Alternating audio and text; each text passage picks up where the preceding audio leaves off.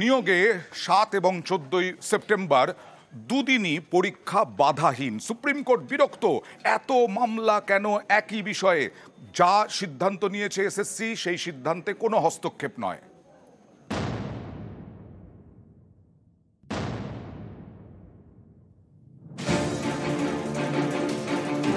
আগামী ৭ এবং ১৪ সেপ্টেম্বর এসএসসির শিক্ষক নিয়োগ পরীক্ষা।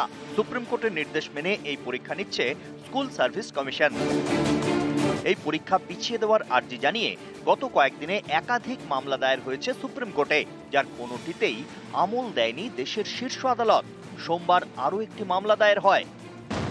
পরীক্ষায় বসার যোগ্যতা মান হিসেবে স্নাতক স্তরে ৫০% নম্বর বাধ্যতামূলক করেছে এসএসসি। এই শর্তের ব্যাখ্যা চেয়ে মামলা দায়ের করেন এক ব্যক্তি। এরপরই বিরক্তি প্রকাশ করেন বিচারপতি সঞ্জয় কুমার এবং বিচারপতি সতীশ চন্দ্র শর্মা। তারা প্রশ্ন করেন, একই বিষয়ে এত মামলা কেন? প্রতিদিন একই বিষয়ে মামলা আসছে। এরপরই এসএসসির বিজ্ঞপ্তি চ্যালেঞ্জ করে দায়ের হওয়া মামলা খারিজ করে দেয় সুপ্রিম কোর্ট। আদালতের মন্তব্য, নিয়োগ প্রক্রিয়ায় এসএসসির নীতিগত সিদ্ধান্তে কোনো হস্তক্ষেপ নয়। এদিন শুনানি চলাকালীন স্কুল সার্ভিস কমিশনের আইনজীবী আদালতকে জানান, অযোগ্যদের তালিকা প্রকাশ করা হয়েছে, অযোগ্যদের অ্যাডমিট কার্ড বাতিল করা হয়েছে। এসএসসির উদ্দেশ্যে বিচারপতি সঞ্জয় কুমার প্রশ্ন করেন, সব অযোগ্যদের নাম বাদ দেওয়া হয়েছে তো?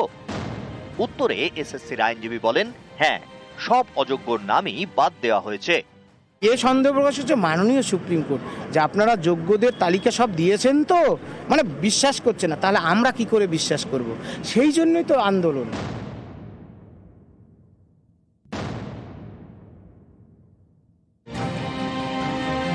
শনিবার এসএসসি অযোগ্য তালিকা প্রকাশ করে। একেও চ্যালেঞ্জ করা হয়েছে। সোমবার জলগড়ায় কলকাতা হাইকোর্টে মামলাকারীর সওয়াল, কে কি কারণে অযোগ্য তার বিবরণ নেই এসএসসির তালিকায়। মামলাকারীকে মঙ্গলবার হাইকোর্টে আসতে বলেন বিচারপতি সৌগত ভট্টাচার্য। নিউজ 18 বাংলা।